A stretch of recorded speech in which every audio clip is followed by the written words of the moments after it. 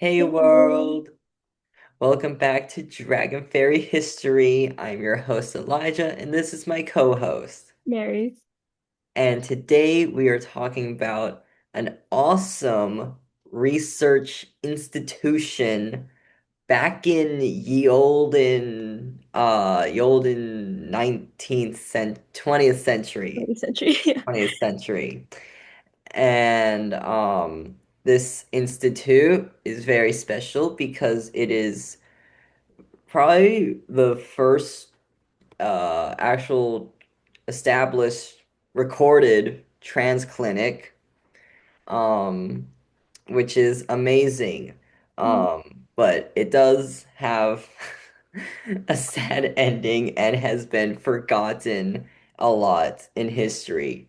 yeah. Even like movies or books that um like reference people from this clinic don't even mention the clinic or the person who created the clinic, which is crazy. So it's like, wow, we really forced this to be erased from history. So we're bringing it back, Mary. We're bringing it back into the fold. But before we get into that, would you like to say a fun fact about yourself? Um, this upcoming week, I have two final presentations. So exciting. Is that exciting or is that very stressful? I would say it's stressful and I'm excited to be done with it. That's valid. Yes, excited to be done. I am excited to be That's done. good. Think positive, Mary. That's a Thank good mindset. you. Just look forward to being done. That's your motivation. I can't wait. Yeah, that's I wish you the best of luck on that. Thank you. My fun fact is I've been watching a lot of movies this week for like the past few days. Like just random movies that pop up on YouTube. Like YouTube movies are like free. Oh yeah, I've seen those. So sometimes something pops up and it happens to be on my movie list. So I just like, I don't know why. I just decided, you know what? I'm gonna start, my movie list is like 100 movies long. Like there's 100 movies on that list.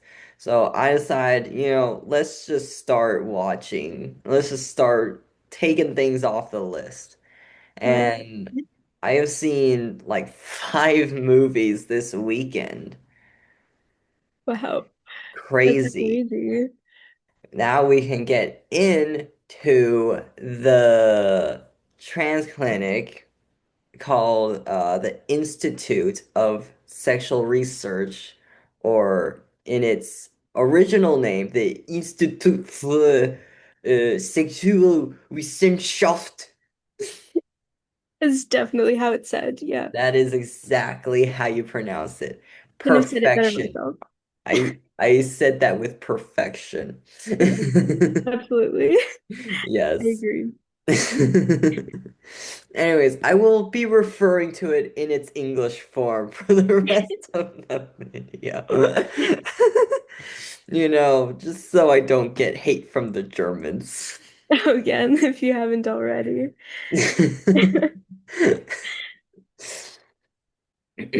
Anyways, so start off this whole place started off with a man, a doctor called um Magnus Hirschfeld, and I'm sure that's how you pronounce it.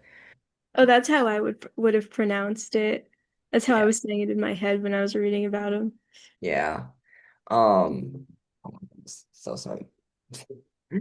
So he was born in 1868, and he was not only gay, but also Jewish in Yes, Germany. So he kind of hit both of those. Not Yeah. good things for Germany. Yeah, not great. Not not a great time for him. Two for two. Um, but one day, one night, a gay man came to Hirschfeld for help, and he was just having like a complete mental breakdown.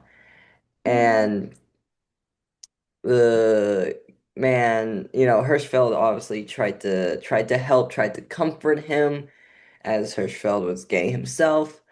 But unfortunately, the man shot himself, and this really changed Hirschfeld's course of life. And after that, he sought to specialize in sexual health. And doctors at this time thought homosexuality was a mental illness, but Hirschfeld believed it was something one is born with.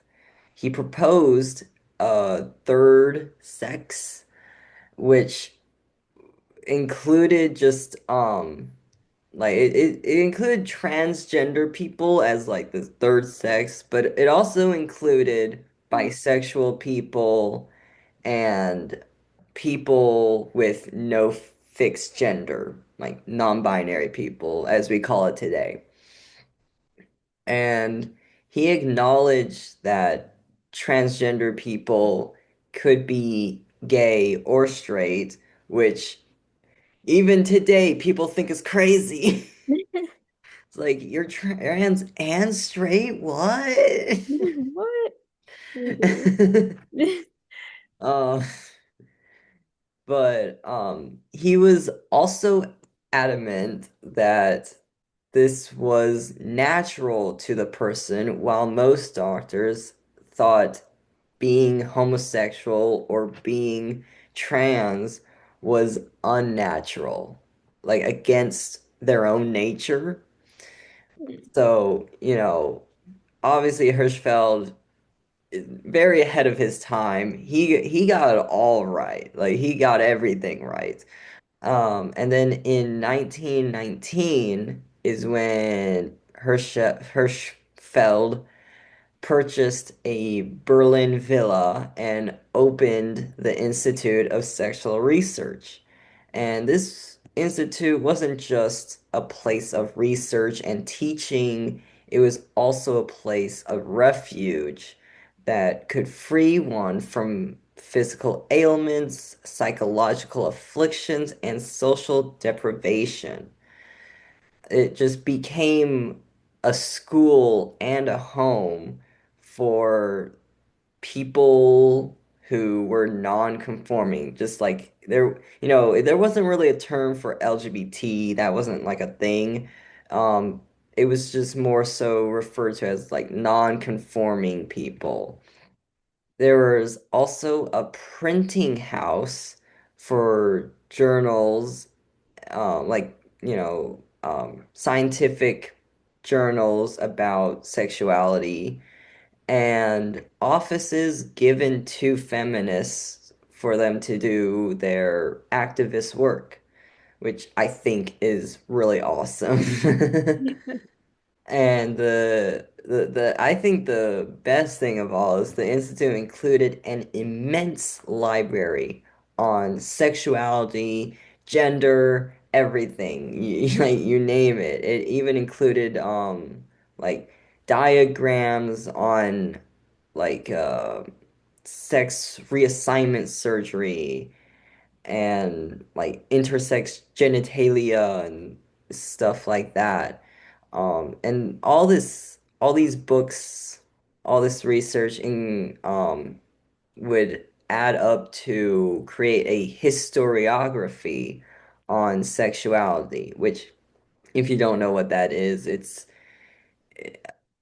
like instead of thinking of the history of something, think of it as the history of the history.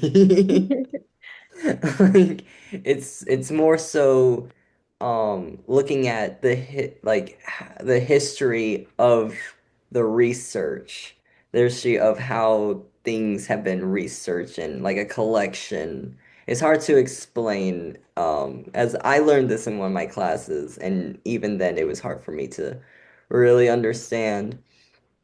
Um, but do you understand what I'm saying? I think I get what you mean. Yeah. Anyways, I'll just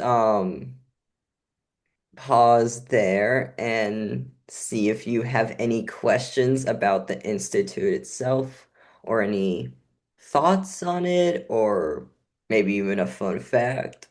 Could have could have a few fun facts. Okay. Real excited about it. So this like institute actually like treated like thousands of people every single year. And it wasn't just, like transgender, like gay and lesbian people, it's also just couples seeking relationship counseling too. Interesting. Whoa, we got couples therapy in that. They had everything for couples. Wow. Wow. And That's cool. I know, right? I thought that was really interesting. Yeah. And they also had the like first known legal protections for trans people. Like they gave some trans people something called transvestive passes, and which Mm, allowed them to like wear clothing aligned with their identity and to avoid like arrest under like strict like public decency laws as well. hmm That was those were amazing fun facts. You. Um, Focusing now on Hirschfeld himself and what he was doing.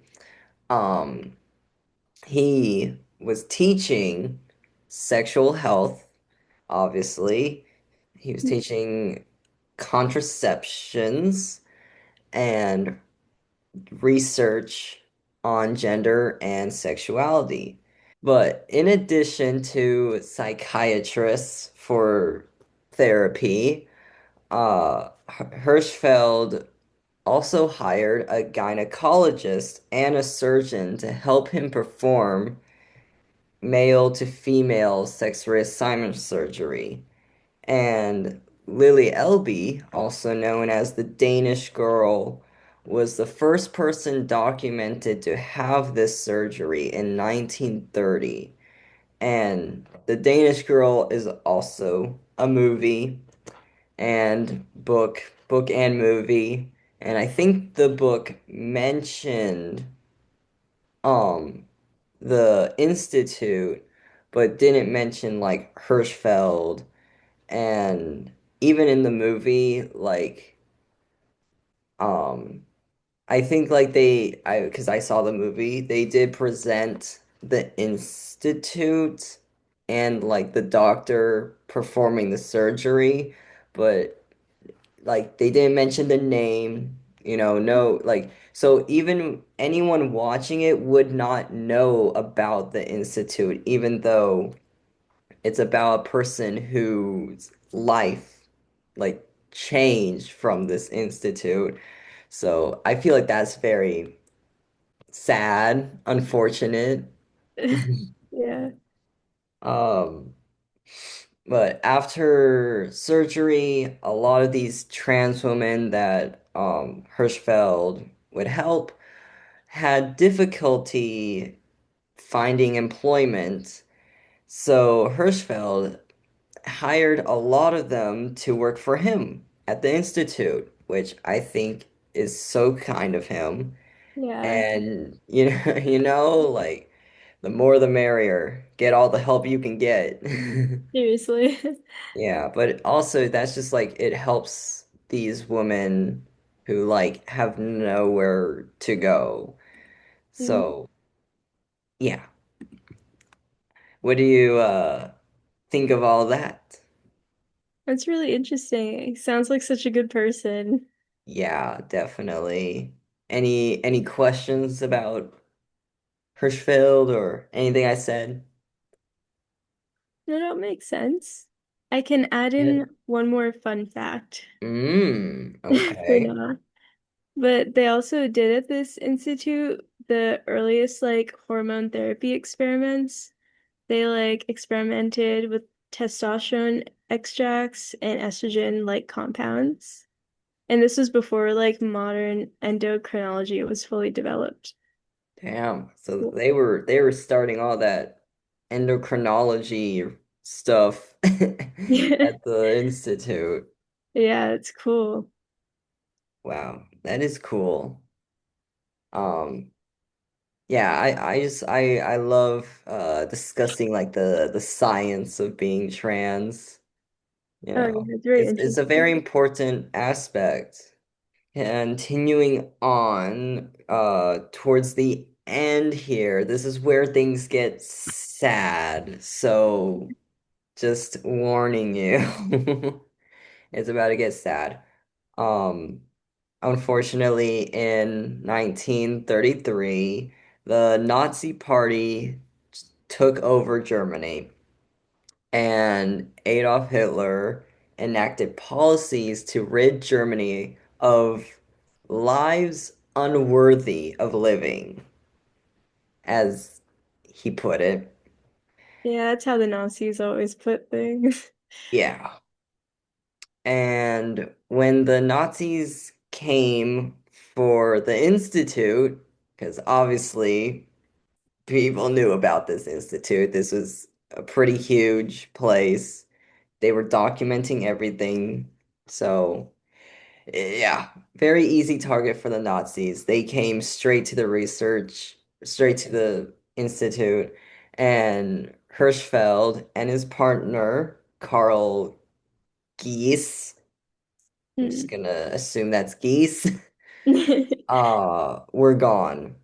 They were not there. And I don't think anyone was there.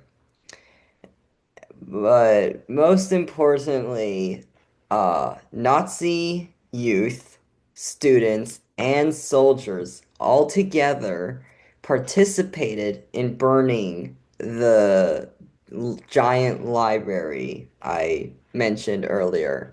They burned over 20,000 books, and all of these books were rare, irreplaceable, and showed the history of LGBT people that we don't have anymore. Like, we can never get that history back.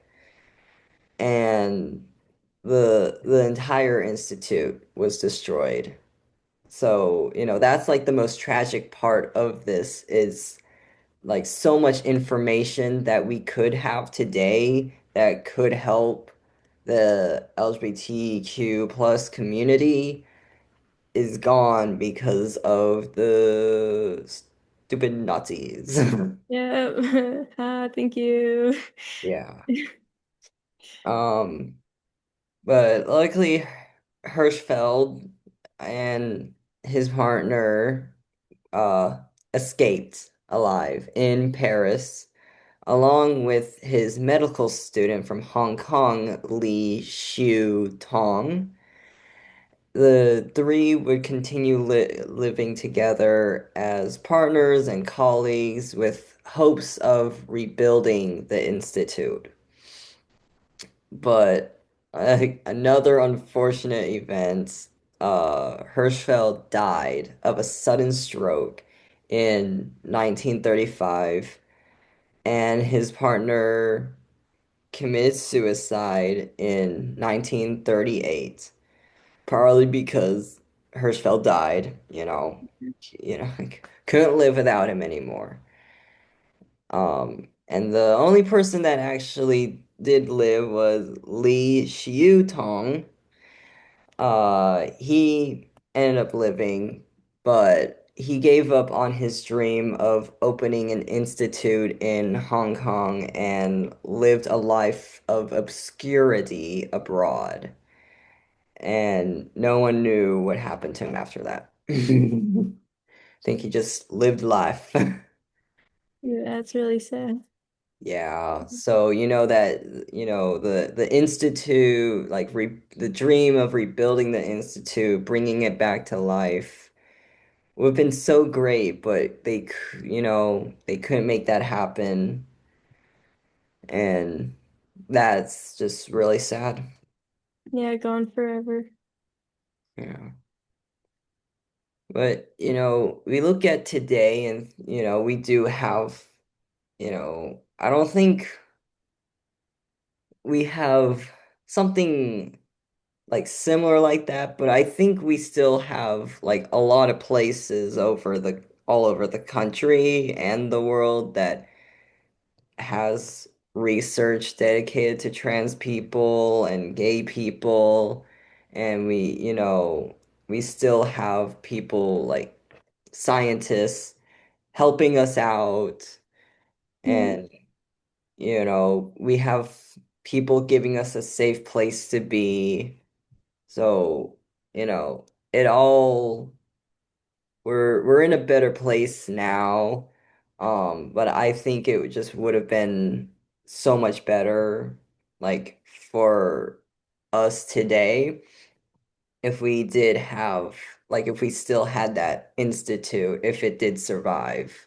Like think about like what they could have done with that. Think of all like I don't know, the research and the events that could happen.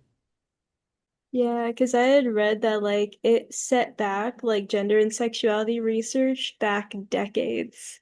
Yeah, And a lot of the like old ideas had to be redeveloped and like rediscovered later on. So it's like if we had those ideas to start with, maybe who knows how much further along we would have been at this point. yeah, It's really sad that the yeah. Nazis had to kind of take that away. They took they took a lot away. They took everything away. There's a reason why they all got hunted down and put in prison. Yeah. Ah, yeah.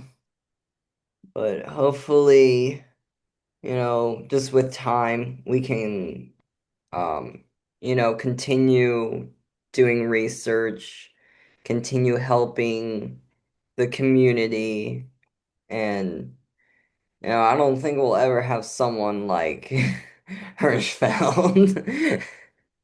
But do you Unfortunately, have, now it's like a bit more expensive for someone to like start something like that than it was back then.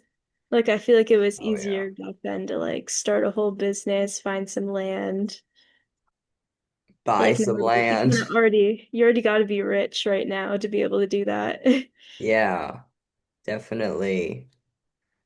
Um, do you have any last fun facts to close us off with? I do actually have a few. I mean, I think we already knew this, but in addition to like just the clinic in general, there was also a museum that had educational exhibits on sexuality, anatomical models, and cultural artifacts. Ooh. Um, Wow, so there was research facility, a clinic, and there was therapy, there was printing office, and then there was a museum. and This was museum. this wasn't an institute. This was a city. This had like everything basically. Yeah. And it was then there was housing. Yeah, literally, it was a city. It was just Yeah, a little gay clinic. basically. And then Hirschfeld also helped produce a film called Different from the Others. And this was like an early film that like documented transgender lives. It was really interesting. I did not know about that. I'm surprised anyone signed off on that. Did it actually get like produced? Let me look it up. Different from the others. Maybe it's still around. Or I mean, I'd be surprised if it was released. Oh, look at that. It was released. You Wait, can watch it hold, on YouTube for free. what? You can see Wait, it. hold Yeah. on. Different from the others. Yeah, it's there. No. It was one of the Whoa. first ever published films addressing LGBTQ topics. Wow. Yeah. That's crazy. Well, I've been on a movie streak recently, so I think that will be the next one. I think I'll get on that as soon as possible. Yeah, damn, 1919. That's a silent film. Yeah, it's old. I do like the black and white movies.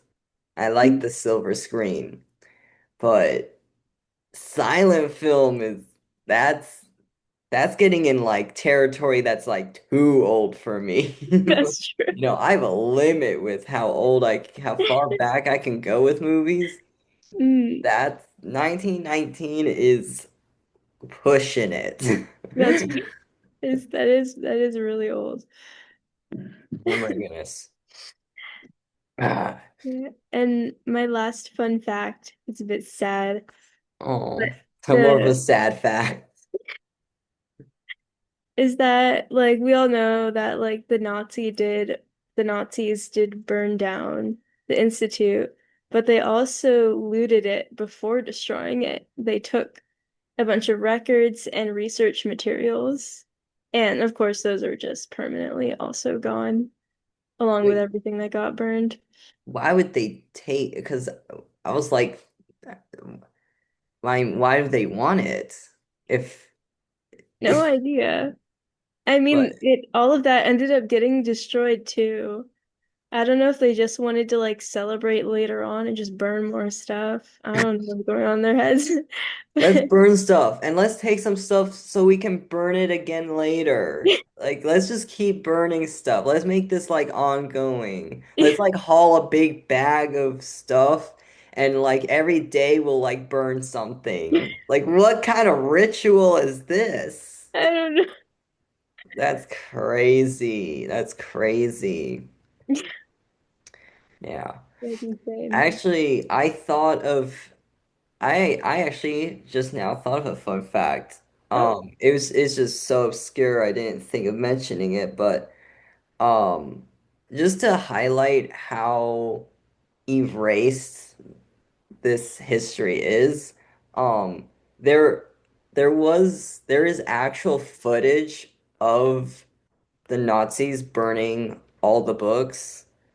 Um, but and it's still public, like anyone can watch it, and many people have seen it.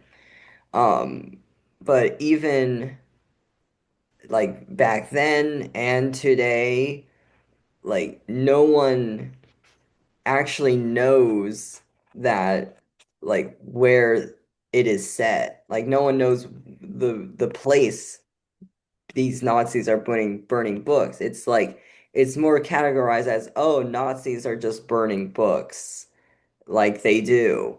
Like like that's no funny. one actually knows the meaning of these books and what kind of books these were and where this took place, which I feel like is very important history that like everyone has just forgotten. So just like if you just ever come across, I don't know how you would, but if you just randomly come across footage of Nazis burning books or even an image of Nazis burning I books, just like stumble upon it, one yeah, day. I don't, you're probably not searching anything, but um just if you come across that, just know it's most likely like the books from the Institute. And it's most likely at the Institute. But I think it's just very important that, we bring this history back about this place and like how it functioned, the people involved, you know. I agree because like I'd never even heard about this place before you like asked me to do this video. It's crazy. Yeah. Never heard of it. Yeah, I don't even know how I learned about this. I've like known it for so long. I can't even remember. Yeah, I know that there must have been. I actually learned about this when doing research on Lily Elby, who got the surgery there. Mhm. Yeah. And because when researching her, I like did like a little side quest on this place, which led me to a rabbit hole about this place. And I was like, oh my God, I need to save this for later. Yeah. Mhm. And there's this very iconic image of um it's like Hirschfeld, his partner, and like all his patients and students like together. They're all sitting together and they're like dressed up. Um, a lot of them are trans women who like are just finally being wearing what they want to wear, and you can see there's like gay couples together, like you can tell they're together, and it's just like it's such an awe it's just a wholesome image of them as like a family together. Oh, Yeah, it's awesome. nice. Ah, almost drawing a tear to my eye, but um this has been great, talking about this with you, Mary. Yeah, it's been great. Great discussion. I hope you guys enjoyed this video. Thank you for watching. Don't forget to like and subscribe and let us know what other topics or people you want us to talk about. All right. Bye. Bye.